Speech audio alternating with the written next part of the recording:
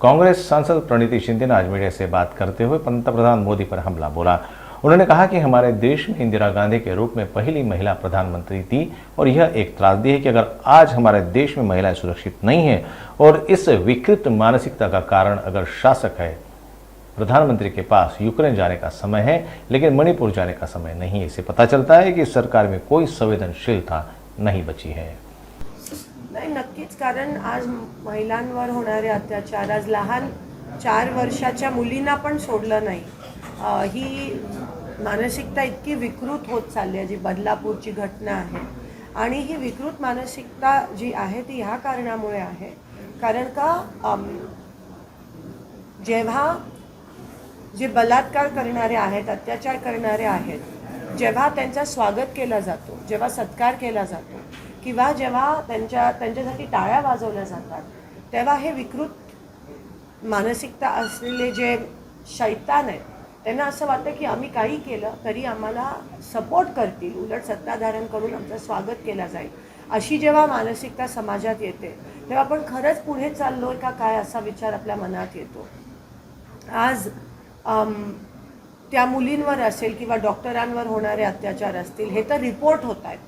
अनेक असे आहेत जे रिपोर्ट होत नाहीत। महिला अजूनही पोलीस स्टेशनपर्यंत यायला घाबरतात, कारण का पोलीस त्यांना साथ देत नाही आहे, कारण का समाज त्यांना साथ देत नाही आहे, कारण का सत्ताधारी त्यांना साथ देत नाही आहेत। जेव्हा 4-4 दिवस लागतात कोणत्याही ऑफेन्सचं कॉग्निझन्स घ्यायला, जेव्हा घेतला जात नाही किंवा जेव्हा लगेच ट्रान्सफर केली जाते त्या अधिकाऱ्याची, तेव्हा महिलांनी जायचं तरी कुठे। आणि आज मी तुमच्या माध्यमातून सांगते, जर सत्ताधारी आपला साथ देत नसतील, जर प्रशासन आपला साथ देत नसेल, जर शाळांमध्ये कॉलेजमध्ये हे शिकवलं जात नाही की महिलांचा आदर सन्मान केला पाहिजे, तर कुठेतरी घरोघरी एक वडील म्हणून, एक भाऊ म्हणून, एक पती म्हणून कुठेतरी आपण आपल्या मुलांना सांगणं गरजेचं आहे की महिलांचा आदर होणं महत्त्वाचं आहे।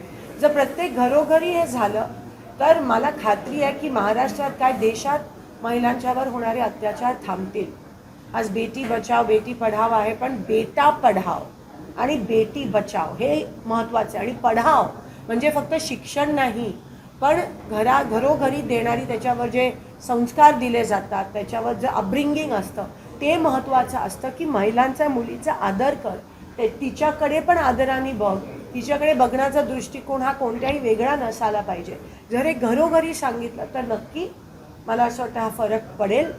मुलींनी काय घालावं, मुलींनी कशी वागणूक करावी, ह्यापेक्षा मुलींनी सेल्फ डिफेन्स करावं, हे मुलांनी केलं पाहिजे। मुलांनी जर वागणूक आम्हाला चांगली दिली तर मुलींना हे करण्याची गरज नाही।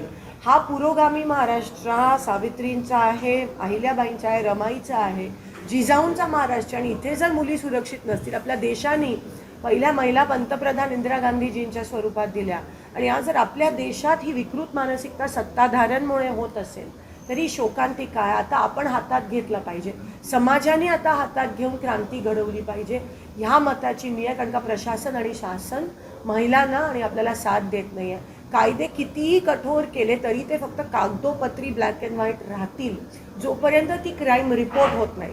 पण क्राईम झालीच का पाहिजे, आणि क्राईम जर रिपोर्टच झाली पाहिजे तर तिला तो समाजाकडून तो सपोर्ट होणं गरजेचं आहे, जे आज होताना दिसत नाही आहे। कारण का एकंदरीत देशात वातावरण सत्ताधाऱ्यांमुळे हे अतिशय विकृत होत चालले।